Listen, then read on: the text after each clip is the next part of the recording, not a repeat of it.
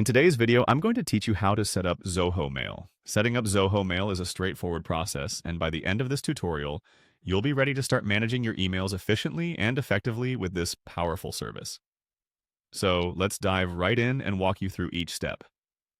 To begin, make sure you have your internet browser open and head over to zoho.com Mail. This will take you to the Zoho Mail homepage where you can start the process of setting up your account. On this page, you will find options to either sign up or log in. If you're creating a new account, just look for the Sign Up button and give it a click. Once you've clicked the Sign Up button, you'll be prompted to enter a username. This username will form part of your email address, so try to pick one that is professional and memorable. It might take a few tries to find one that isn't already taken, but keep trying until you settle on a good one. Next, you'll be asked to enter a password. Always aim for a password that's strong and secure, combining letters, numbers, and symbols to protect your account. Remember, a password manager can be a lifesaver if you're worried about forgetting it. After creating your username and password, you'll need to enter your first name.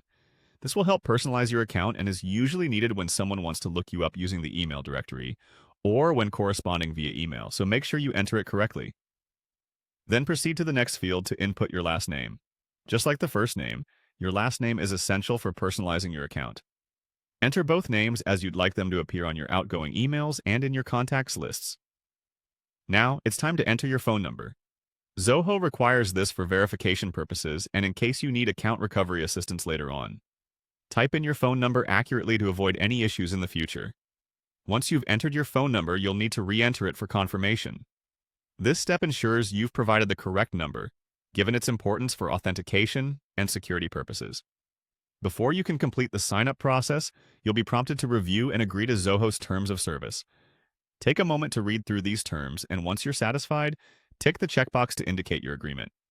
Finally, with all your information entered and terms agreed to, you're ready to click that Sign Up button.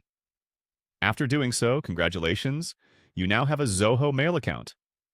Now you're all set to explore and take advantage of the capabilities of Zoho Mail, from organizing emails to managing contacts. Thanks for tuning in, and happy emailing.